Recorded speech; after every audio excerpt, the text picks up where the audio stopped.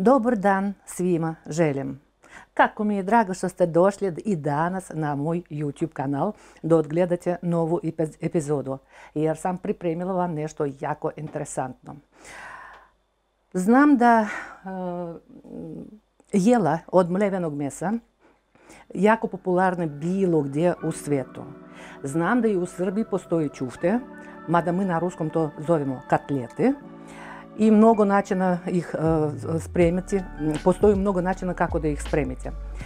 Ja ću da pokažem svoj način, a zašto?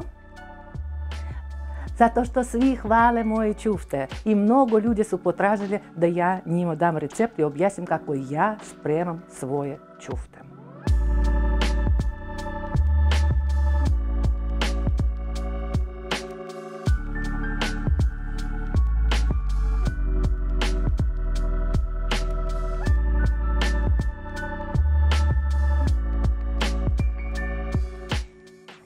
Za moje čufte po mom receptu na pola kilograma mešanog mlevenog mesa meni će trebati negdje 150 grama hljeba.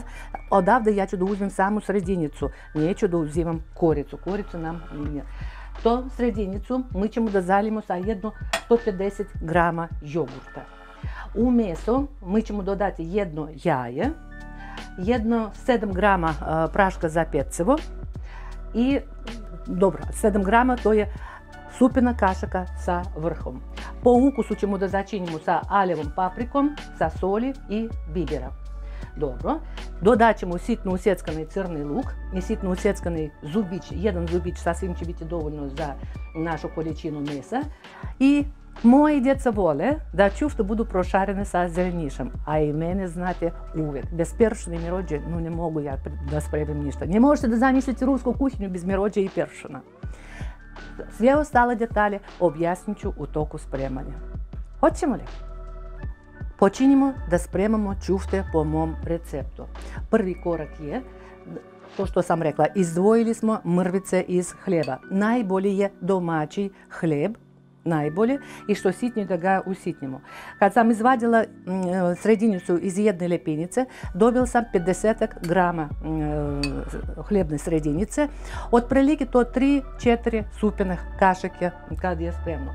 I to ćemo da zalijemo sa 150 ml jogurta i neka to sve da odstoji, da se pretvori u jednoličnu masu. I eto tako. Drugi korak.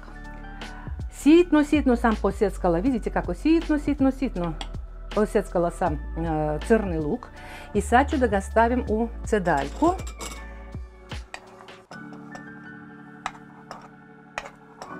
Ovdje jedna srednja glavica luka, ili otprilike do 90 grama negdje, no obično srednja glavica luka.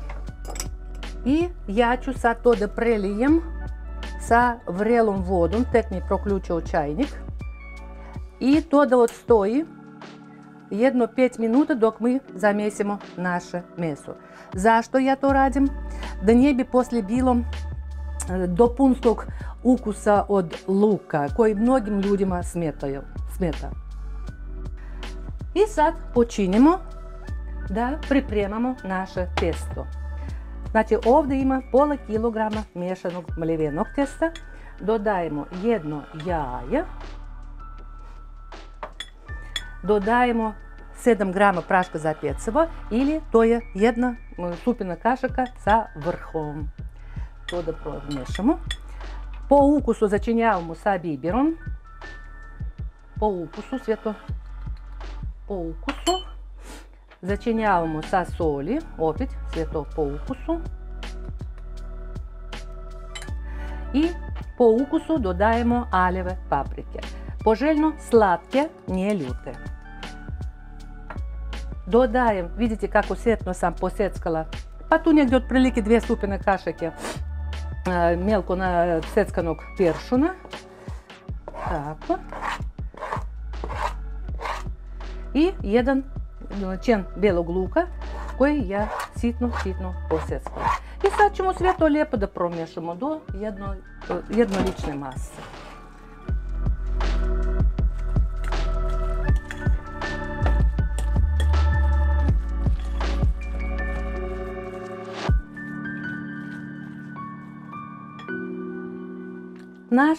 Naša sredinjica hljeba odstajala je u jogurtu i mi ćemo sad lijepo da promiješamo sa viljuškom i da ubacimo to u naše tijesto.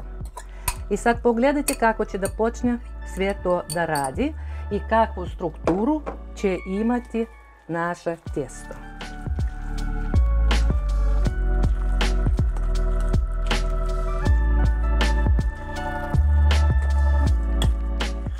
Da li se vama vidi da testo za ćufte postaje mekše, počinje da deluje i prašak za pecivo, i jaja, i jogurt. I zato baš elastično testo za ćufte nama ispada.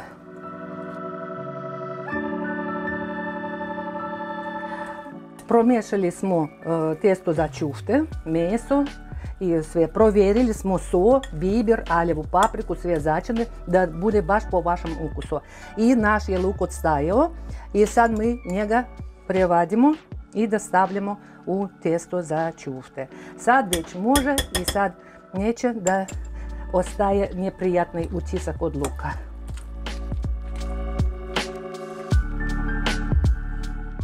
Sad naše testo za ćufte trebalo bi da odstoji jedno 10-15 minuta da bi sve to sjedinilo i da bi testo proradilo, počelo da radi.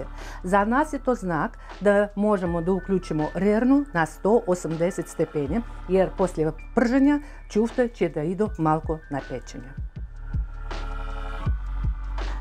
Provjerili smo, tiganj se lijepo razgreju. Sad je vrijeme da dodamo ulje. Ulje stavljam negdje 2-3 supine kašike i ulje isto lijepo da se razgreje.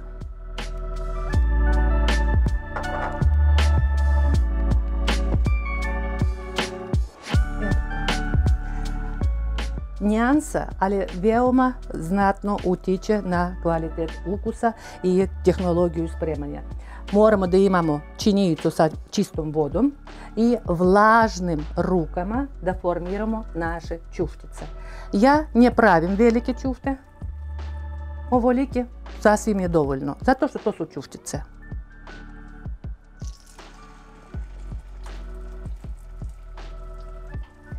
Sad kad budemo stavili na tiganj, ćuftice ne moraju baš potpuno da se proprže. Nama treba da oni dobiju boju i da formiraju svoj oblik. A da se završi spremanje ćuftice, bit će u rerni.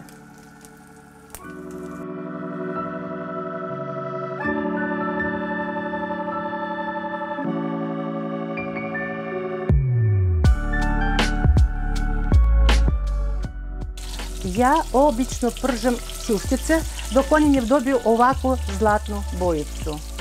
I vidite, lijepo drže formu, ne raspadaju se.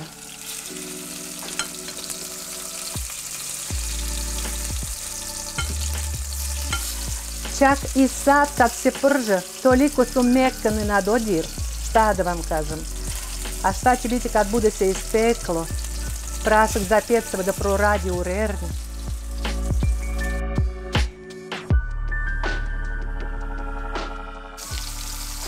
Prženje je spremno, faza prženja je završena i sad ćemo da prevadimo naše ćuftice u posudu za pečenje.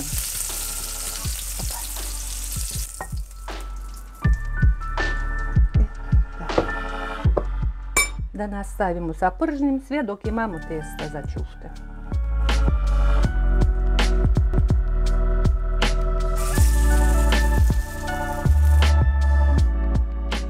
Naše ćuftice su spremne da idu na pečenje, zato što smo stavili prašak za pecivo, pa moramo da ispečemo. Znači, iz ove količine sastojaka ja sam dobila 17 srednjih ćuftica koji će sad da idu na pečenje. Bukvalno 10 minuta na 180 stepeni.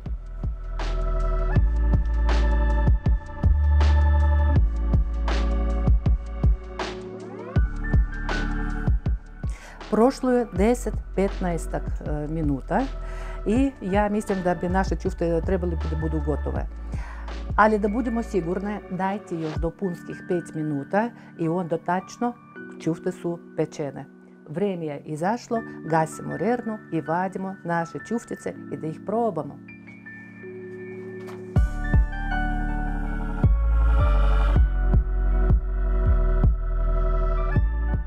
Vidite, naše ćuftice izgledaju kao krofnice, toliko su vazdušaste, toliko su mekane. Pogledajte, sad ću ja da uzmem viljuškom. Pogledajte kako ja probadam i osjećam već da je ona mekana i sočna. Sad ćemo da pogledamo kako je to unutra.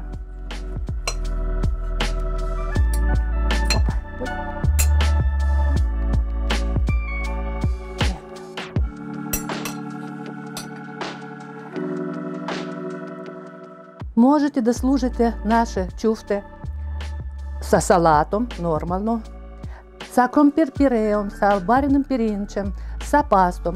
Možete da prelijete nekim sosom, kao ketchup recimo, ili možete da napravite isto tako ćufte u nekom sosu.